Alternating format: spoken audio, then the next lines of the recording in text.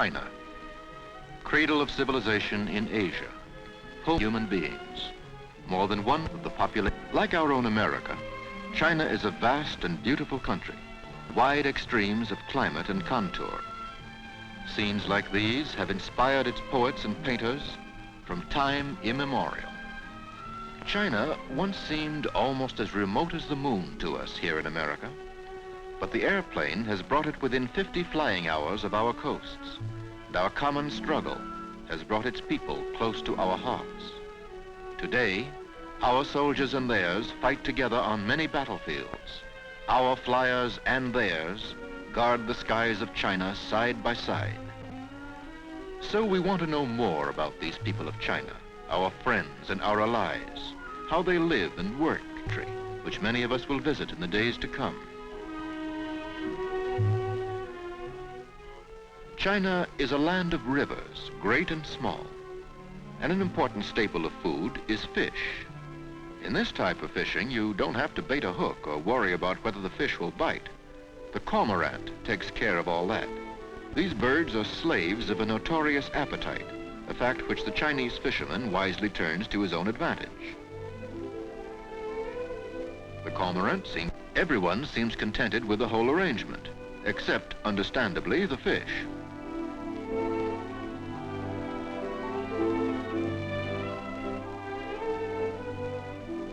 The staff of life in China is not bread, but rice. Rice fields, called paddies, dot the landscape. But even so, the country cannot raise enough rice for its huge population. In peacetime, it had to import rice from other countries. Rice grows underwater, and here the water is brought to the rice by a simple but effective mechanism, the water wheel. Agricultural methods like these are almost as old as China itself.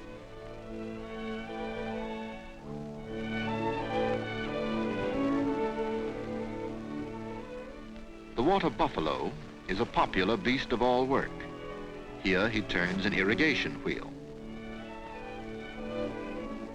More than 80% of all the people in China live on farms. Earth must be cultivated carefully and intensively from dawn to dusk of every day. There are hundreds of thousands of little farms, handed down from generation to generation through the centuries, and work today with the same tools and methods as of old. The Chinese raise vast crops of wheat, tea, beans, millet, and other cereals and grains. They've never been prosperous enough to support cattle and sheep on the yield of their tiny farms. And comparatively little land is given over to pasture. Land is simply too valuable and must be devoted to subsistence crops. Experts from our own Department of Agriculture are now working with the Chinese government on a program of scientific farming, studying such problems as soil conservation, erosion. After this war, an agricultural modernization probably will accompany the industrialization of the country, for the machine and modern scientific methods have come to China to stay, and perhaps to put an end to war. Here's a handsome and healthy-looking family, and a typical farm home in the north.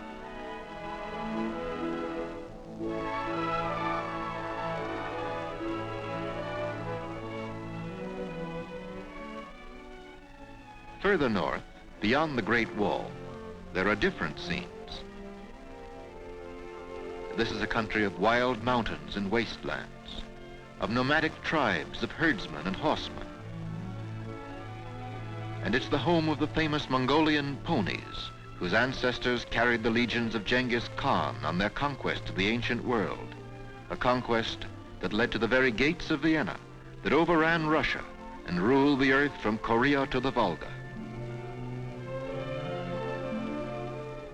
The cowboys of our own Wild West could hardly show these riders any tricks of horsemanship. You'll notice that instead of a lariat, they use a long pole with a noose at the end. And they invariably get their horse.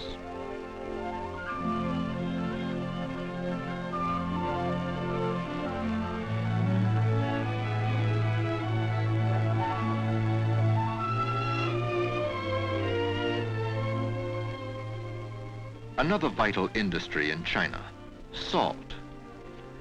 This arrangement of sails catches every wind that blows and thereby turns the pump that brings the salt up from the mine. Through the centuries, many wars have been fought for the possession of this essential of human and animal diet. That is held true in the present war, for the invaders rightly consider they have won a victory when they can deprive a section of China of its salt supply.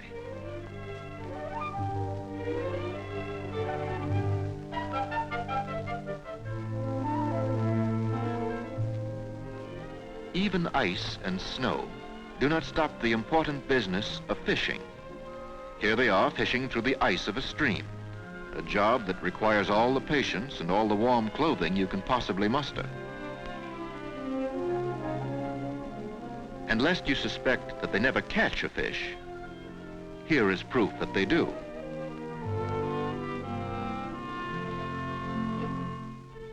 This seems to be something that the youngsters in America never thought of, spinning their tops on ice.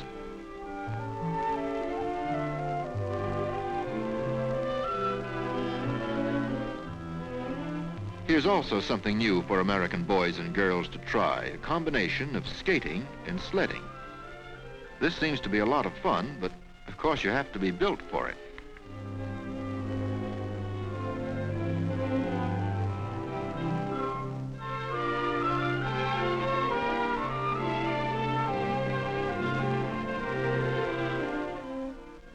In the interior, problems of transportation are solved in many different ways.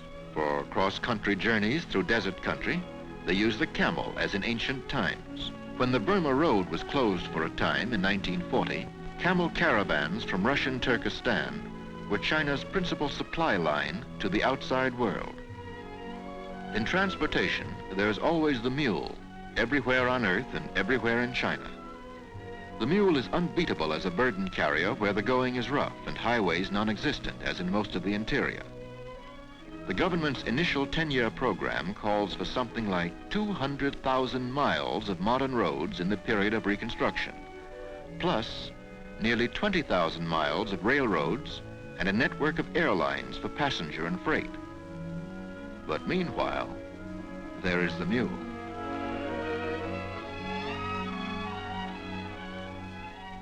And where burdens are not too great or distances too long, human muscles do the job, out here in the country and in the towns and cities as well.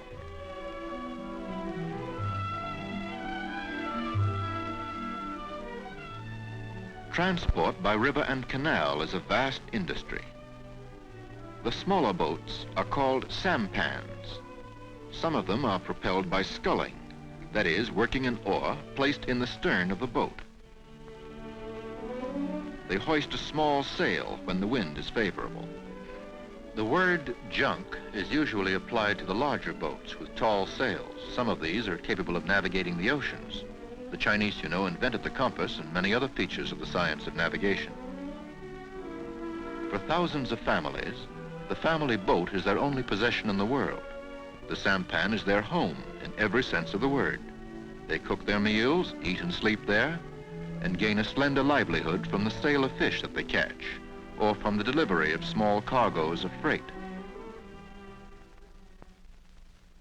Along the riverfront in this crowded city, the houses rest on stilts to protect them against floodwaters. This, of course, is Chongqing, temporary capital of China. This ancient city was abruptly transported into the brutal realities of the 20th century in 1938, when Nanking fell, and the government needed a new capital. They chose Chongqing, 1,100 miles to the west, deep in the interior, beyond the rugged mountains. It was as if we had moved our own government from Washington over the Alleghenies and beyond the Mississippi without railroads or highways to travel on. Chongqing is famous for its steps, as London is famous for its bridges and New York for its skyscrapers. From the river's edge to the heart of the city, the pedestrian must climb a total of 360 steps, for Chongqing is built on and around a mountain. Now we are on the great Yangtze River, which flows by Chongqing from its sources in the eternal snows of the mountains of Tibet and continues on eastward through the heart of China to the China Sea at Shanghai. The gorges of the Yangtze are world famous for their majestic beauty. Navigating the turbulent Yangtze is a stiff challenge to the strength and ingenuity of the boatman. Shoals, rocks, and treacherous currents are a continual menace. One of China's post-war tasks is to enlarge and deepen the channel of its mighty rivers and harness them so as to prevent flood as well as shipwreck. In the future, engines will provide the power to master these rivers. But for the present, there remain grueling tasks for human muscles.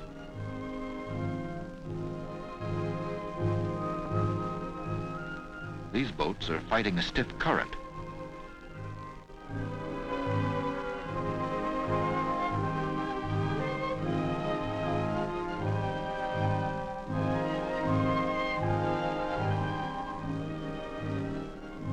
The crew of one finds the task of rowing impossible, and so wades to shore and takes up the job on land.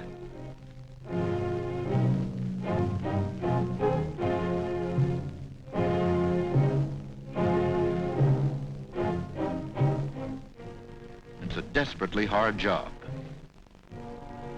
Scenes like these have no counterpart anywhere in the world.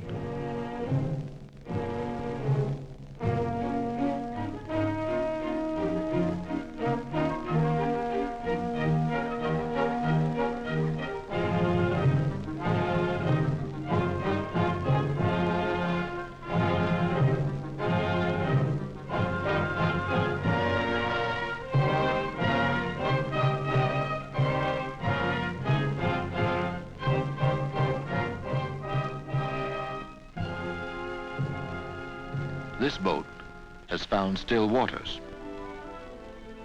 Here is a stream that defies navigation, but nevertheless it serves another old familiar human purpose as the neighborhood laundry tub.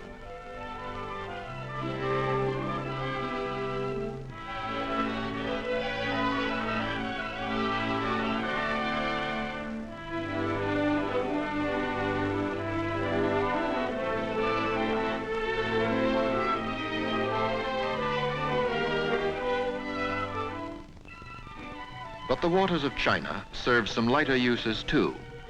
Here's an oriental version of a bullfight with water buffalo as the antagonists.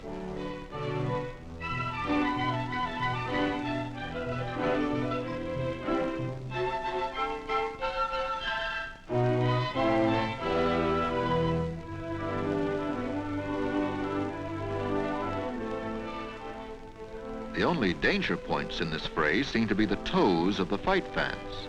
Certainly these iron-headed beasts seem to be enjoying it.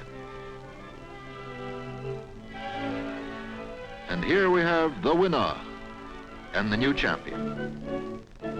One of the most colorful types of Chinese sport and pageantry is the Dragon Boat Festival. The history of this goes back to ancient times, and various stories seek to explain its origin.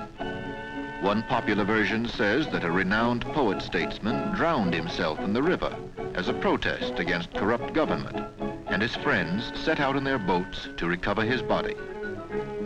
Each year, on the anniversary of his death, they went to the river again to call up his spirit to witness that they were true to the cause for which he died. But today, the Dragon Boat Festival survives as a race between long canoes, some of them manned by as many as 70 men. Each community along the river has its entry, and the townsfolk come along to cheer the competitors.